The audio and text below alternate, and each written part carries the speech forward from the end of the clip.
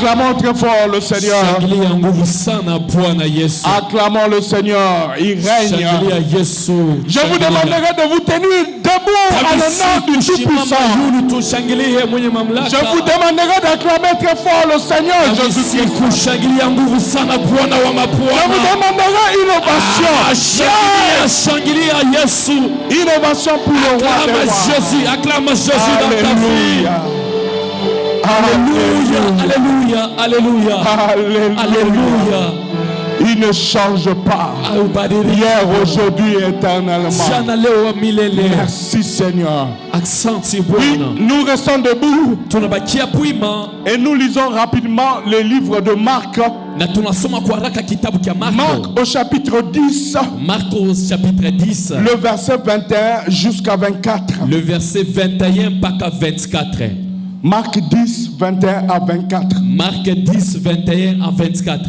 Nous lisons au nom de Jésus. Jésus l'ayant regardé, l'aima et lui dit: il te manque une chose. Va, vends tout ce que tu as, donne-le aux pauvres, et tu auras un trésor dans le ciel. Puis viens et suis-moi. Mais affligé de cette parole, cet homme s'en alla tout triste, car il avait de grands biens. Amen.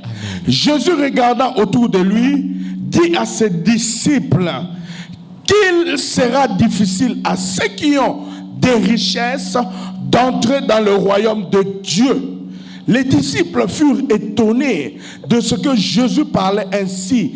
Et reprenant, il leur dit: mes enfants, c'est là où c'est intéressant maintenant, qu'il est difficile à ceux qui se confient dans les richesses d'entrer dans le royaume de Dieu. Amen. Amen. Acclamons très fort le Seigneur. Alléluia. Alléluia. Amen.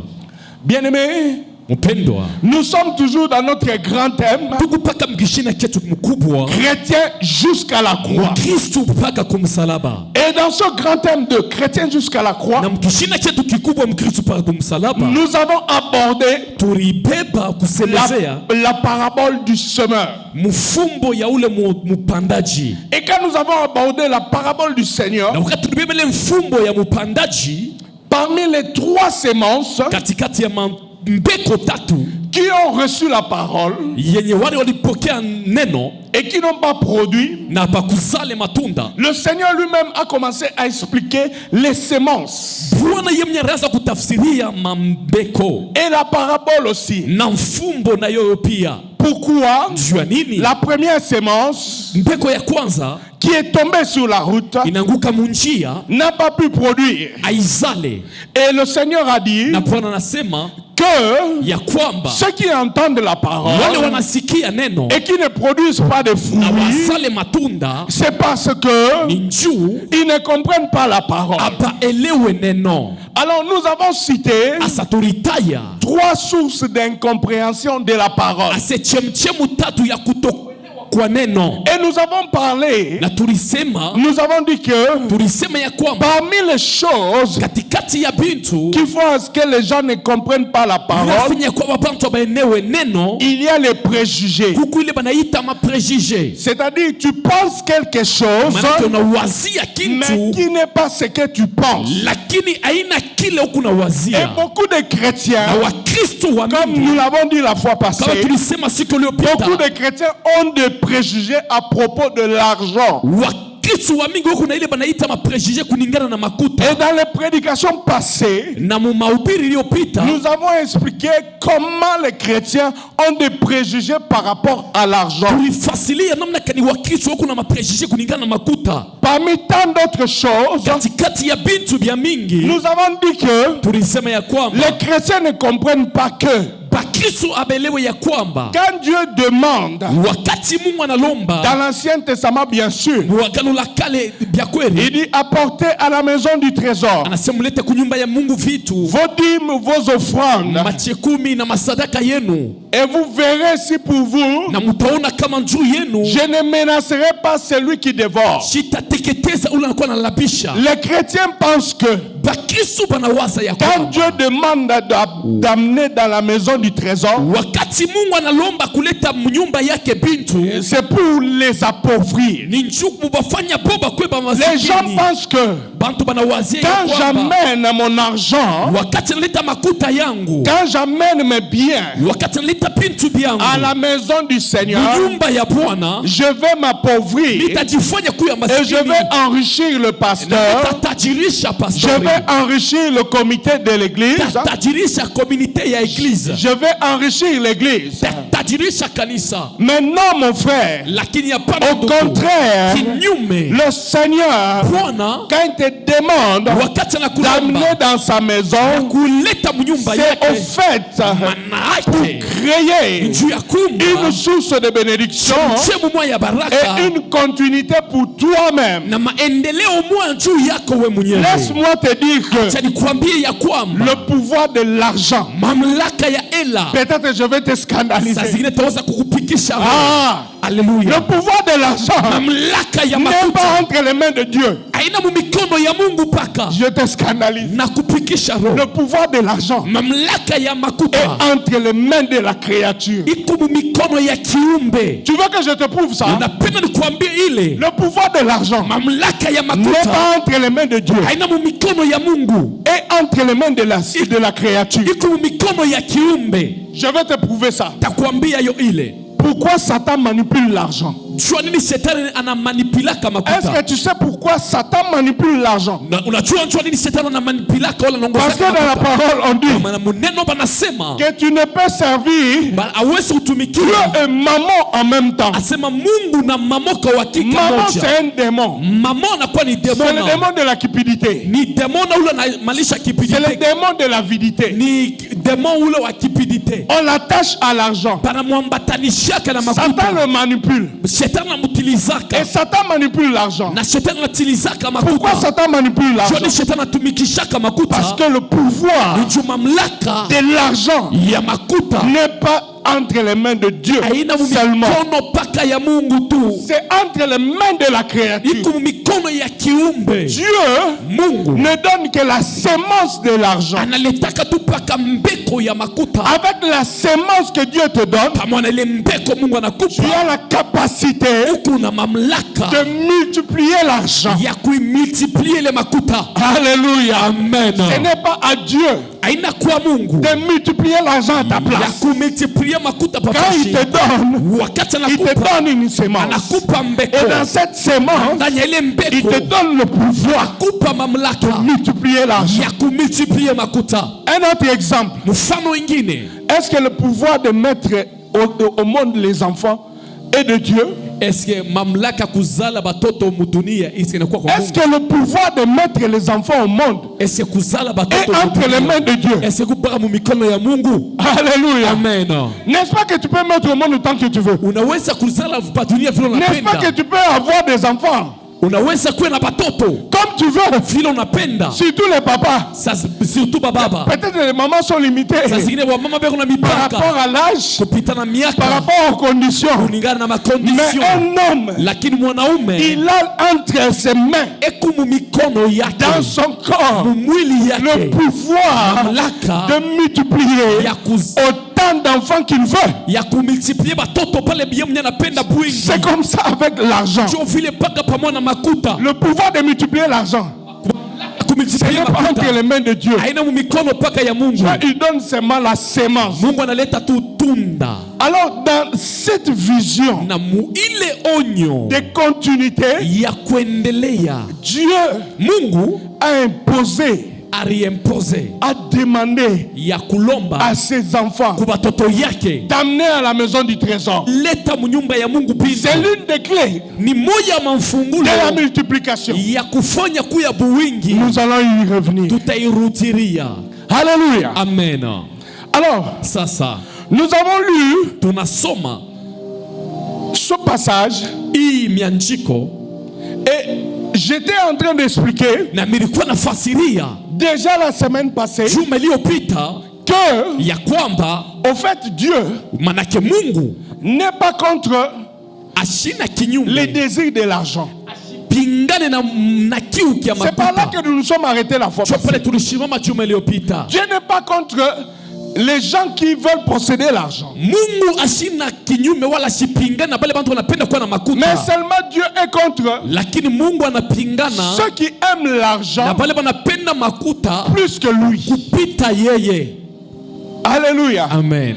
Quand tu lis dans Hébreux 13, 5, Wakati unasoma Hébreux 7 13 Hébreux 13, 5, Hébreux 13 5 nous allons le lire tout de suite. tutaisoma kwa Quand tu haraka. lis dans Hébreux 13, 5, Wakati unasoma kwa tu Hébreux comprends 13 que 5 Dieu lui-même, unaelewa ya kwamba Mungu ya mwenyewe il compare ananinganisha l'amour de l'argent mapendo ya makuta à son amour. na mapendo yake, Parce qu'il y a des gens kwa maana kuku bantu qui ont beaucoup beku na bia mingi l'amour de l'argent beku na mapendo ya makuta plus que l'amour de Dieu. kupita mapendo ya Mungu. Ils sont prêts Beku tayari à sacrifier leur famille, ya kutoa majamaa, à sacrifier leurs enfants, ya kutoa batoto, à tout sacrifier, ya kutoa kitu à kyote, sacrifier même leur corps, ya kutoa ta mili yabo, à sacrifier même leur progéniture, kutoa ta buzazi bwabo, à sacrifier même les parties de leur corps kutoa ta bipande bya mwili byabo pour de l'argent. juu ya makuta. Voilà pourquoi Hébreux 13, 5 dit: Tabasama njoo nini Hébreux 13 5 ne inasema, vous livrez pas mushijitowe à l'amour de l'argent. kumapendo ya makuta, Contentez-vous de ce que vous avez, mufurahikiwe na ile munayo, car Dieu lui-même a dit: kwa maana Mungu yeye anasema je ne te délaisserai point mishitakuacha et je ne t'abandonnerai na point. mishitakutupa. Alléluia. Amen. Donc, Manake dans cette optique muima wazo où nous nous sommes arrêtés la fois pale passée, tulishimamia juma iliyopita, Dieu nous dit: Mungu anatuambia il peut te donner anaweza kukupa tout ce que tu demandes. yote unalomba.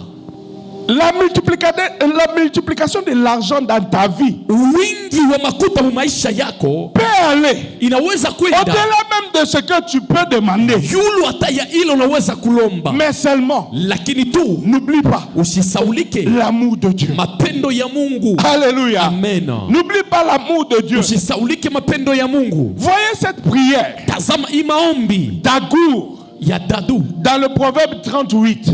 Proverbe 38. La prière d'Agour, Proverbe 38. Hii maombi mu Proverbe 38. Écoutez comment l'homme demande. Sikia namna kani muntu analomba. Cet homme Agour, Umuntu agu écoutez ce qu'il demande à sikia vile Dieu. analomba mu Biblia. Il dit: Anasema éloigne de moi la fausseté et la parole mensongère. Ne me donne. Écoute, peut-être que toi-même tu fais cette saa prière. zingine unafanyaka hii maombi, Ne me donne ni la pauvreté, ni la richesse. Accorde-moi le pain qui m'est nécessaire. yes, De peur que dans l'abondance, je ne te renie et ne dise qui est l'Éternel. Ou que dans la pauvreté, je ne dérobe et ne m'attaque au nom de l'Éternel. Alléluia. amen. Alors, Sasa ça c'est sa prière. hii inakuwa ni maombi C'est la yake. prière d'Agour. Ni maombi ya Agur. Lui, il demande Yeye analomba pas la pauvreté, hapana bumasikini, pas la richesse. hapana utajiri, Parce qu'il dit que kwa maana anasema ya kwamba quand il a la richesse, wakati na utajiri il va renier le nom de Dieu. ataweza kukana jina ya Mungu, Mais quand il est dans la pauvreté, lakini wakati wa umasikini il va aller voler anaweza kwenda kuiba, et il va mépriser le nom de Dieu. atakazaraurisha jina ya Mungu. Peut-être que c'est aussi ta Saa prière. zingine nawe ni maombi yako, Mais laisse-moi te dire que lakini acha nikwambie ya kwamba cette prière est relative à lui. hii maombi inakuya juu yake paka, Mais quand Jésus-Christ, lakini wakati Yesu dans le Kristo, texte que nous avons lu, wakati umianjiko tunataka cet kusoma, homme, umuntu il est venu vers Jésus. anakuya mbele ya Yesu, Il a dit à Jésus: anamwambia Yesu, Dis-moi, uniambie comment faire namna gani nitaweza pour kufanya entrer dans le royaume de Dieu? tuingie mfalme wa mbingu. Comment faire Namna gani nitaweza pour kufanya avoir la vie éternelle? nipate kwa uzima wa milele. Vous avez dit Mnajua que je ne dois pas dérober. unasema kemi siwezi Je n'ai kunyang'anya, pas dérobé. sikunyang'anye, Je ne dois pas toucher à la femme d'autrui. siwezi kugusa mwanamke Je n'ai wa pas touché à la wenyewe, femme sikuguse d'autrui. bibi wa mtu. J'obéis à toutes les lois. Natii kuma sheria yote. Mais que faut-il faire Lakini nini taweza kufanya pour tena avoir la vie éternelle? upate kuwa na uzima wa milele? Écoutez la réponse de Jésus. Sikia jibu ya Yesu. Jésus lui dit, Yesu anamwambia va wende et vends tous tes biens. jisha bintu byako vyote. Et la Bible dit Na encore, Biblia inasema tena car il avait des grands biens. kwa maana alikuwa na bintu bya mingi. Car il avait des grands Kwa maana biens. alikuwa na bintu bikubwa. Jésus n'est pas contre les grands biens. Yesu Kristo asipinge na wale watu na bintu Si mingi. Jésus Kama Yesu lui a demandé yeye alimlomba d'aller vendre ses ya biens, kwenda kujisha bintu c'est byake, parce que njuu Jésus savait que Yesu alijua ya kwamba son cœur, moyo wake, dans d'autres évangiles on dit le jeune homme riche, munjiri ingine banaita mkiana dans le mutajiri, cœur de ce jeune homme, asema mumoya au mkiana la richesse était attachée. utajiri bulikuwa venye Il kuwa nao. obéissait à la loi, Alianza kutii mais ce n'était sheria, pas l'amour de Dieu qui était attaché dans son cœur. lakini kwa mapendo ya Mungu shokambatana mumoyo Il wake. partait à l'église, Alikuwa anaenda kukanisa, il obéissait à la parole de alikuwa Dieu, anatii kuneno ya Mungu, mais dans son cœur, lakini mumoyo wake c'était plutôt l'amour de l'argent. ilikuwa mapendo ya Et makuta. c'est peut-être c'est à cause Saa zingine ni njuu de l'amour de l'argent,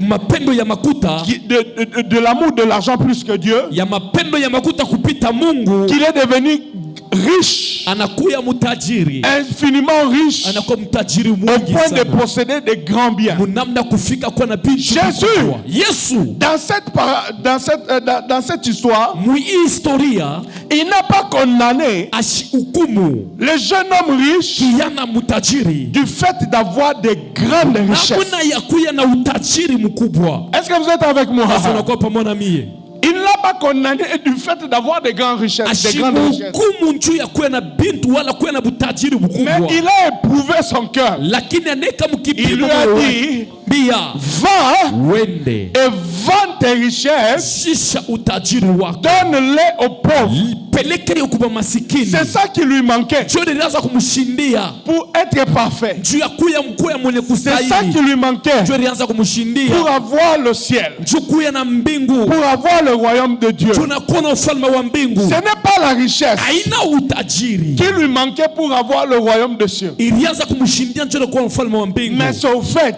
lakini ni njoo son cœur, l'attachement de son cœur. kwa mpatana kwa moyo wake. Son cœur adorait l'argent. Moyo wake alikuwa anapenda Son makuta, cœur adorait les richesses. moyo wake alikuwa anapenda butajiri, Et c'est comme ça que na njoo pale l'amour de Dieu mapendo ya Mungu n'était pas dans son cœur. kukuya ndani ya moyo Et wake. quand Jésus lui pose la Na question, wakati Bwana Yesu anamuuliza quand swali, Jésus lui demande, wakati Yesu anamuuliza va et vends tes biens, wende na ujishe bintu byako, le jeune homme riche, kijana mtajiri, la Bible dit, Biblia inasema il s'en alla tout triste. akaenda eko na unungunika, Il s'en alla tout triste. akaenda na nunguniko. Et c'est comme ça que le Seigneur conclut. Na njo pale Bwana neka kistari Il dit, anasema hivi, mes enfants, watoto yangu, qu'il est difficile iku mugumu à ceux qui se confient dans les richesses, kuwale wanategemea utajiri, à ceux qui se confient dans les richesses, kuwale wanategemea utajiri, pas à ceux qui possèdent les richesses. hapana kuwale weku na utajiri. Comprenez la nuance. Asema elewa, Il iku est nasema difficile. pale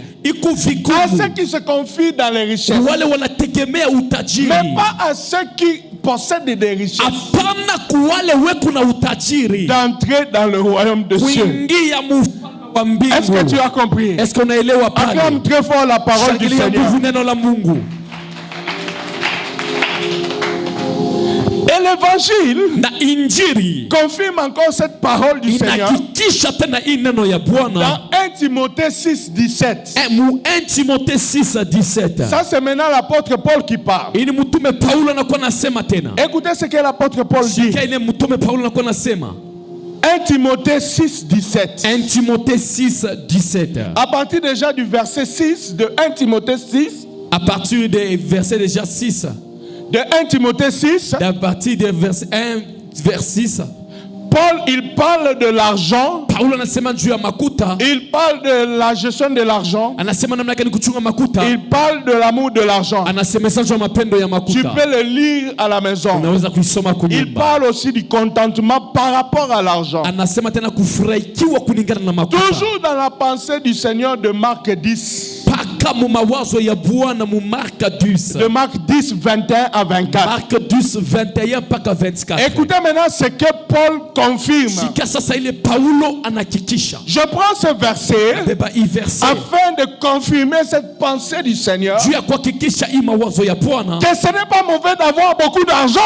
Haina mubaya kuwa na makuta ya Et je mingi. déclare, si tu le veux, Kila kuhakikisha tu auras unapenda, beaucoup d'argent. utakuwa na makuta ya mingi. Alléluia. Si tu Amen. le demandes, Kama unailomba tu auras beaucoup d'argent. utakuwa na makuta Ce ya n'est mingi. pas mauvais. Haina Ce n'est pas interdit. Haina Ce n'est pas bloqué. Haina Oh.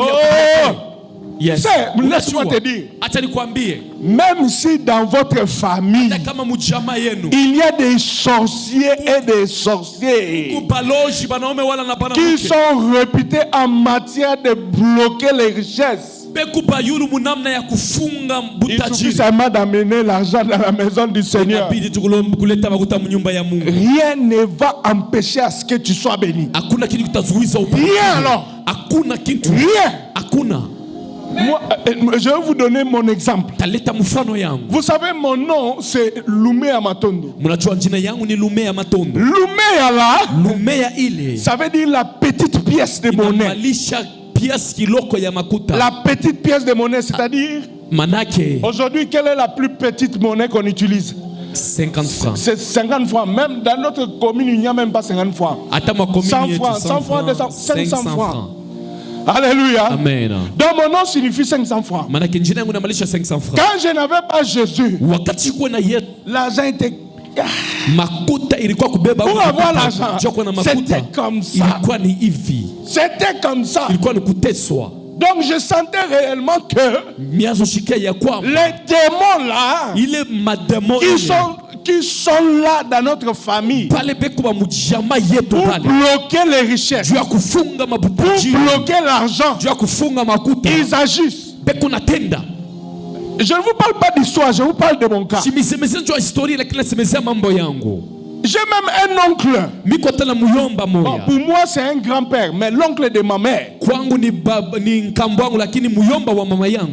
C'est lui qui était le premier à acheter la voiture dans notre famille. Yenja kuwaka wa kwanza kuza gari mujama yetu. Je vous dis qu'à cause de cette voiture-là, on l'a ensorcelé, il est mort. Na mbese njoo ile gari bari muloka na anakufa. On l'a ensorcelé, il est mort. Bana muloka na anakufa. Ce ne sont pas des blagues. Et les gens racontent comme ça pendant le deuil. Aina bantu bana isemezea hivi pambo Ils wakati disent que oui, il est mort à cause de... On l'a ensorcelé parce qu'il avait acheté la voiture. Et ça ne faisait pas 2 semaines qu'il avait acheté cette voiture. banasema yeba na muloka la kufa njoo ruza gari. Alikuwa hata majuma mbili wakati aliuza ile gari. Malgré que dans notre famille, Ingawa mujama yetu il y a ce genre de démons-là kuile mabuloji qui bure. empêchent la réussite, Banazuiza qui kuweza. empêchent d'avoir l'argent, Banafunga kuwa na qui makuta. empêchent d'être riche. Banakataza kuwa na mtajiri. Mon premier revenu, Asema makuta yangu ya kwanza c'était, je vous ai raconté, c'était équivalent à 1000 francs. ilikuyaka makuta mina semaka C'était la inafanana sana valeur 1000 francs. d'une bouteille de sucre.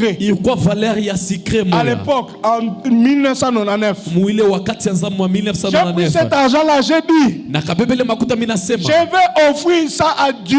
mitatoa hii kwa Après mes Mungu. études, Kisha masomo c'est le yangu. premier argent que j'ai gagné après avoir travaillé. Jo makuta yangu ya kwanza miliwina kisha kutumika. Et c'était à l'église. Na ilikuwa On kukanisa. avait tenu une réunion. Tokuyaka na réunion moya. Après la réunion, on nous a distribué l'argent de transport. Kisha réunion batukabula makuta ya J'ai pris cet transport. argent-là. Na beba ile makuta. J'ai dit, je vais offrir ça. Nasema mitatoa Je ile. vais sacrifier cet argent-là. Toa ile makuta De ile. façon à ce que Namna ya la kufika. malédiction là Lana ile. soit arrêtée. Pate kushimamisha.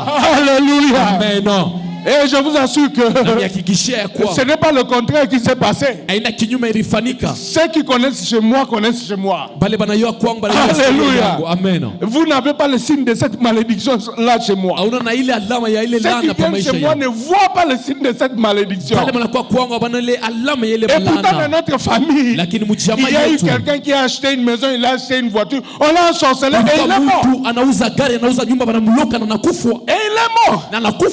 Peut-être que dans votre famille aussi, vous avez des cas comme ça. Peut-être même pas dans votre famille, dans votre quartier, dans votre école, là où vous partez. Il y a des démons qui empêchent la richesse. Maintenant, au nom de Jésus, sois délivré.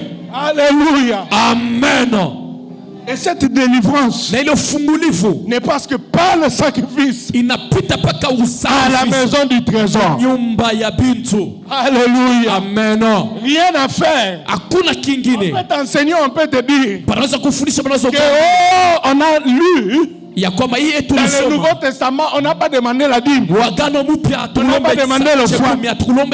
Mais sache-le, ceux qui offraient dans le Nouveau Testament, ils offraient toutes leurs richesses. Ils vendaient leur maison.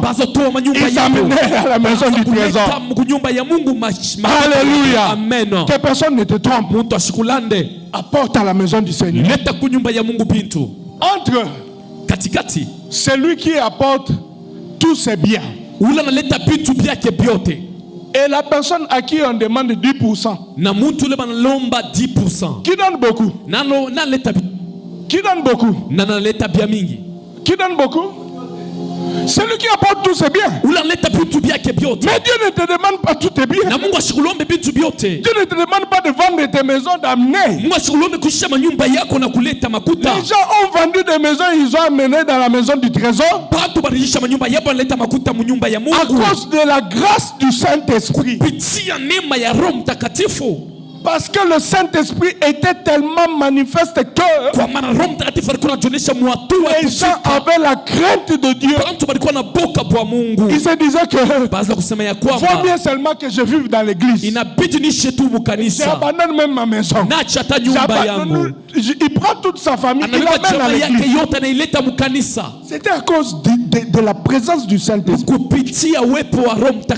que personne ne te trompe de dire que dans le Nouveau Testament, on n'a pas parlé de la dîme, on n'a pas parlé de l'offrande, mais la parole de Dieu en parle.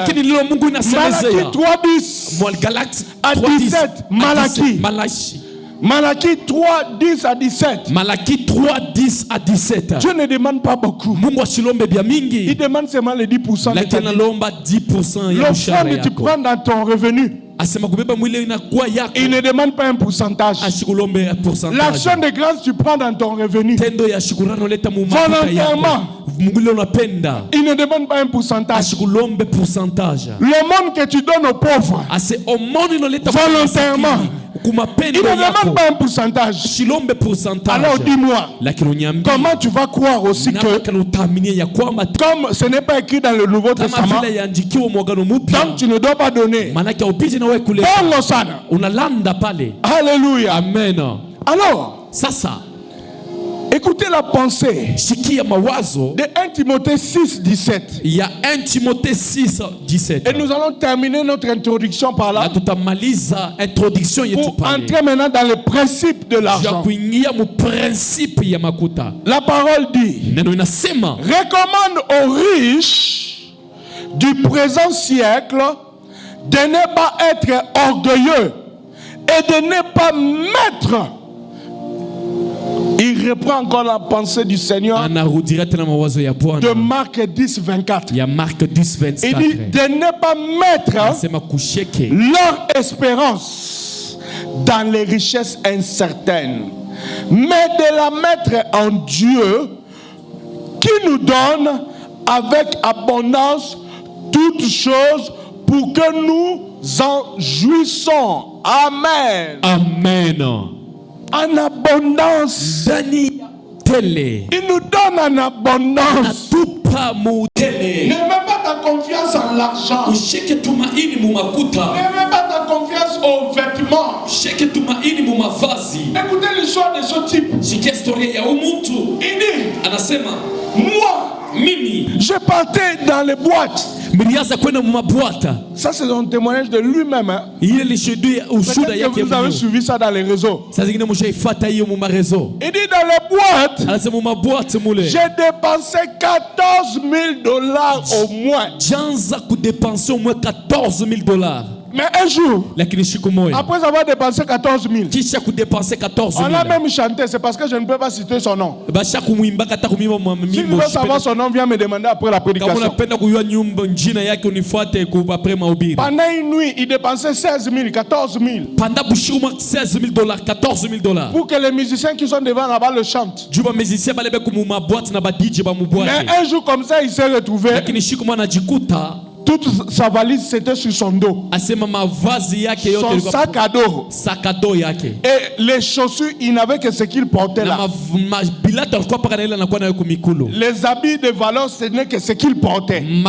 Mavazi ya maana mpaka ile alikuwa nayo kumaungu. Il a dit, ne faites pas comme moi. Anasema msifanye kama J'ai mimi. dépensé tout mon argent dans les boîtes. Makuta yangu yote Auprès netumikia des mabwata. musiciens. Kumbele ba Pour qu'on musiciens. chante pour moi. Juba ni bwake. Mais voilà pourquoi aujourd'hui je suis en train de me promener avec tout ce que j'ai. Tazama leo nakuwa Sur mon natembea na dos. yote ile nakuwa nayo pa mkongo yangu. Ne te confie pas aux richesses Usijitegemee mu du matajiri. siècle présent. Utajiri wa Mets maisha ta ya leo. confiance en Dieu. Weka tumaini kwa Il va te Mungu. donner en abondance. Atakupa ndani ya Dieu utele. n'est pas contre ton enrichissement. Amen. Alléluia. Amen. Tu sais que Unajua ya kwamba il y eut un moment où kulikuwa wakati mwa ile peut-être que tu n'as pas encore lu ça dans la Bible. saa zingine uyasoma mu Biblia Mais je t'informe. lakini nakueleshea yo. Les gens ont compté les richesses. Bantu balihesabia Ils sont utajiri. arrivés au million. Banafika pakatikati. Ils ont compté 1 million. Voilà 1 million.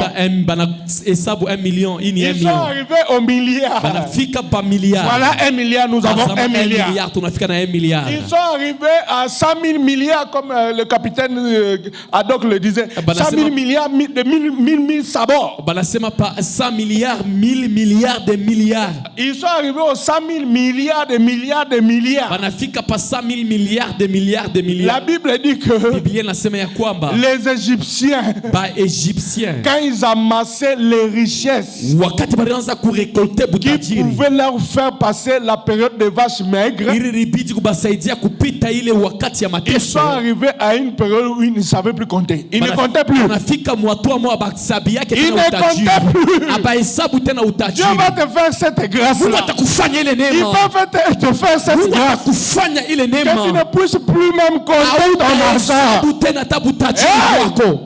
Amen. Dieu va te faire cette grâce. Mungu atakufanyia ile neema. Que tu n'arrives même plus à compter ton argent. Utafika mwatua Ta richesse, tu n'arrives plus à compter. utajiri au utafika hata mwatua ya kwanza Ça kuhesabu. c'est déjà fait. Bisha Ce n'est kufanikaka. pas impossible.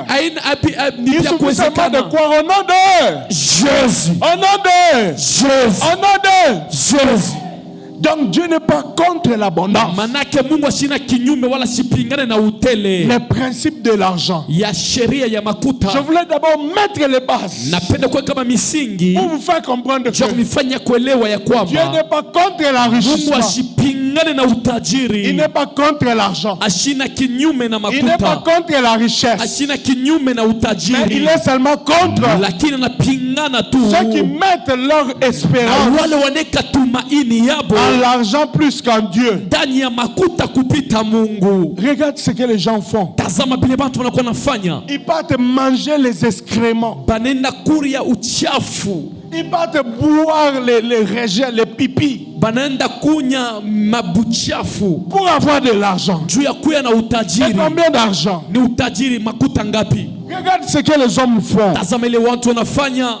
Des femmes mariées se prostituent Banamuke bashakubaoa banafanya pour bukahaba avoir de l'argent. juu ya kuwa na makuta. Les hommes s'accouplent aux hommes Banaume benambatana benafanya relation na pour avoir de juu ya l'argent. kuwa na makuta. Les femmes s'accouplent aux femmes Banamuke na banamuke pour banapatana avoir de juu ya l'argent. kuwa na makuta. Ça, ce n'est pas la volonté du Ile na Seigneur. mapenzi ya Mungu. Quand tu fais ça, Wakati unafanya c'est comme ile ça que tu aimes l'argent plus que Dieu. ndio unapenda makuta kupita Mungu. Parce que tu es capable Kwa maana kuna mamlaka de faire des choses contre ya nature kufanya kintu kinyume na bila Mungu pour aliweka avoir de l'argent. juu ya kuya na makuta. Mais Dieu Lakini Mungu veut à ce que anapenda ya tu kwamba lui fasses confiance. umweke tumaini. Et quand tu lui fais Na confiance, wakati unamwekea tumaini, quand tu obéis à ses principes, wakati unatii kwa maamri les yake, principes qu'il a établis dans ya sa parole, maamri aneka muneno lake, tu vas devenir riche. utakuwa mtajiri. Tu vas devenir riche. Utakuya Tu mtajiri. auras l'argent. Utakuwa na Et makuta.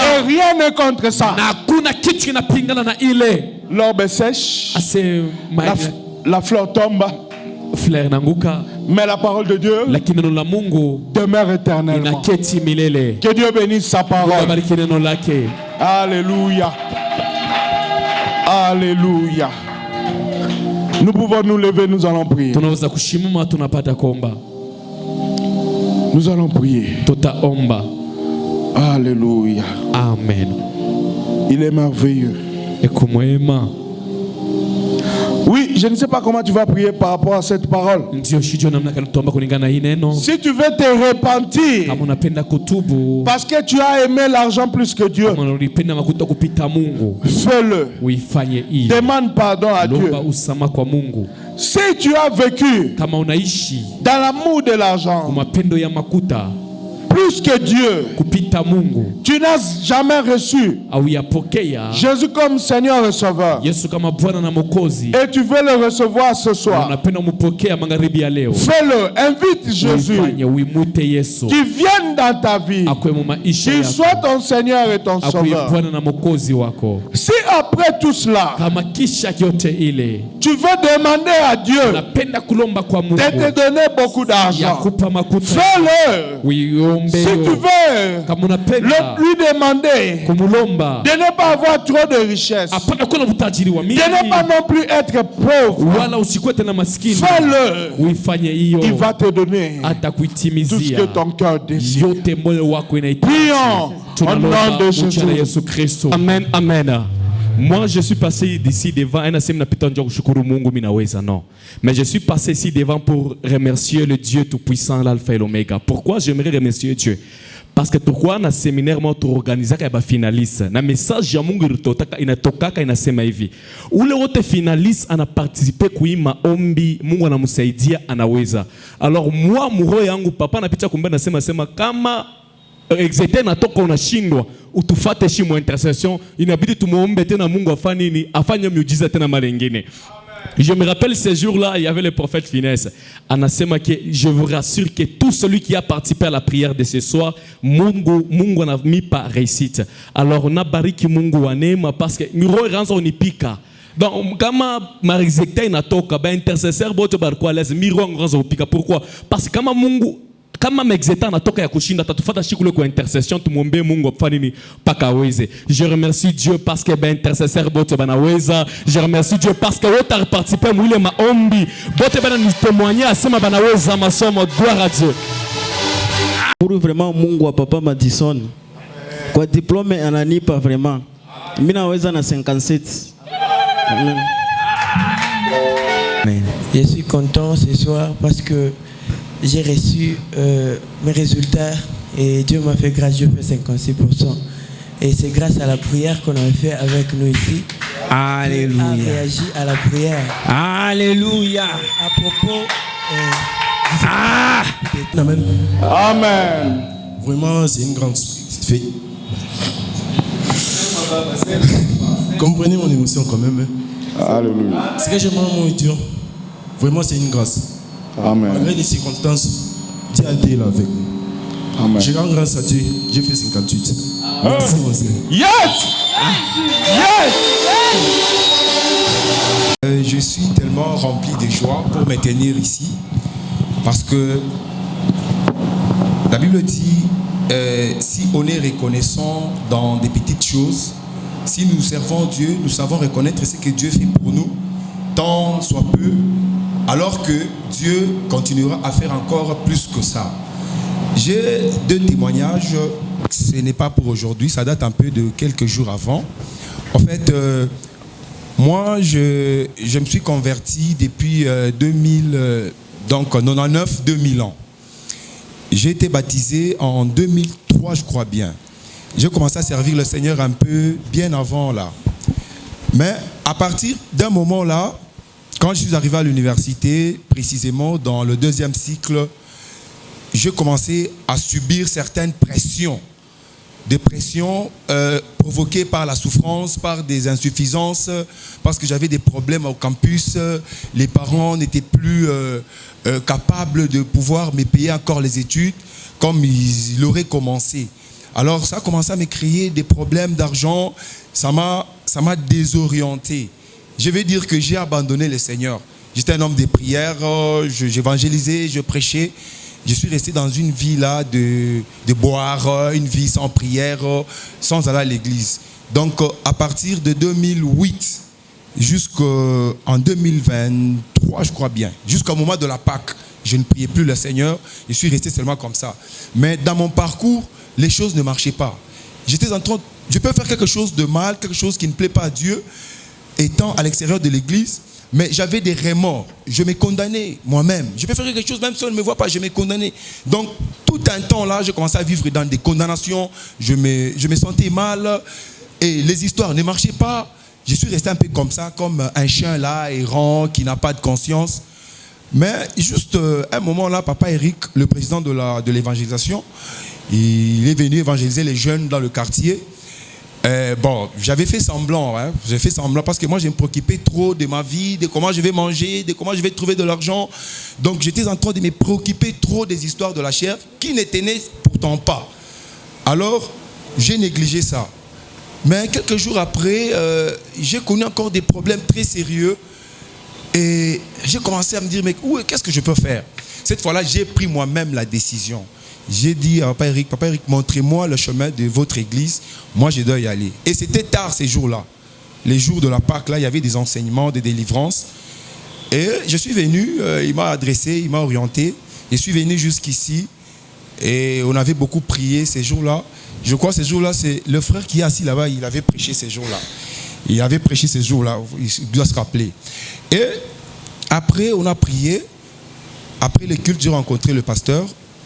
Je lui ai exposé les problèmes que j'avais. Il a prié pour moi, Ce qui m'a étonné, le pasteur m'a détaillé vraiment ma vie passée. Il m'a dit réellement ce que j'étais, ce que je suis. Et dans ses prières, il est en train de parler, de prononcer des mots, ma vie à moi. C'est comme s'il connaissait ma vie, il commence à prier pour moi, pour ça. Et après ces jours-là, on s'est donné des contacts. J'ai dit que moi, je n'ai pas d'église, je ne prie nulle part. Je préfère commencer à évoluer ici. Rentrant à la maison, depuis ces jours-là, je peux dire, j'ai senti en moi comme si quelque chose était entré. La paix est devenue en moi. Je me suis senti, même s'il y a un problème là, je n'ai plus peur des problèmes. Et même tout le monde dans le quartier, même chez moi, on dit que non, tu as changé. Je comprends que quelque chose change dans ma vie. Et je dis que non, je ne peux pas rester comme ça. Je dois le remercier, mon Dieu. Mon Dieu, il a mis de la paix dans mon cœur à partir du jour où j'ai commencé à entrer dans le ministère Fongola Lola. J'ai passé plus de 10 ans sans église. Et ces jours-là, je me suis dit que maintenant, c'est ça mon église. Je vais commencer à évoluer ici. Je bénis Dieu pour ça.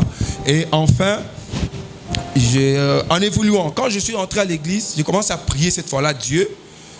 Mais il y a une maladie qui m'a tourmenté encore, la carie dentaire. Ça m'a tourmenté. On commençait à me dire que c'était des histoires spirituelles qu'on m'avait jetées. Bon, moi, je ne savais pas l'expérience de ces histoires-là. Mais moi, je sentais seulement la dent en train de gonfler. Je ne savais plus respirer. Ça m'avait beaucoup compliqué. J'ai appelé le pasteur, il a prié pour moi. Et il m'a donné les conseils de traitement que je pouvais faire. Et j'ai essayé de suivre cela pendant un certain temps. Dieu a fait grâce. Les histoires là ont fini, mais pas complètement. Bon, je me dis, je vais témoigner comment, parce que je ne sens plus la douleur terminée complètement. J'ai besoin d'expérimenter. J'ai besoin que ça finisse vraiment. Maintenant, à partir de la retraite qu'on avait des 3 jours, donc après cette retraite-là, quand je suis rentré, j'ai senti, il y avait une douleur là qui ne se terminait toujours pas, qui était restée maintenant cette fois-là, qui ne gonflait pas, mais qui était restée à l'intérieur. Après cette prière-là, j'ai senti comme si, en dessous de la dent ici, il y avait quelque chose comme un os du poisson. J'ai dit, ça vient d'où ça? J'ai essayé de faire sortir ça, ça ne sort pas. Si je force, ça rentre. Bon, j'ai continué seulement à venir à l'église. Et je crois, après la retraite, il y avait une autre veillée le vendredi, un certain vendredi. Et j'ai dit non, moi je continue seulement. Je suis venu le vendredi encore, on a prié ces jours-là. Ça me dérangeait toujours. On a prié sérieusement. Juste à la fin de la prière, le frère Daniel, celui qui conduisait la prière, il a dit que je vous assure que certainement quelqu'un doit témoigner, quelqu'un doit vivre le miracle de Dieu ce matin même. Bon, après nous nous sommes séparés. Quand je suis rentré à la maison, à un moment là, j'ai senti quelque chose sortir, comme un os. J'ai pris le miroir, je me suis regardé, j'ai vu vraiment un os sortir. Ça vient d'où ça? Oh, je suis allé chez le médecin là qui m'a soigné. Il m'a ouvert la bouche, il a regardé, il a tiré, il n'a même pas fait beaucoup de mouvements. Et là, c'est quelque chose qui était déjà sorti. Il a dit que c'est cette maladie-là qui vient de sortir. Donc, je me suis rendu compte que la retraite et cette autre veillée-là m'ont poussé à être guéri. Vraiment, je bénis l'Éternel pour ça. Et si toi aussi tu es là, en ce moment, tu peux être dans la même situation que moi. Crois seulement au Seigneur, mets ta confiance au Seigneur. Le Seigneur ne déçoit jamais. Le Seigneur, il est la finalité de tout. Donc, vous n'êtes pas trompé d'être ici. Que Dieu vous bénisse.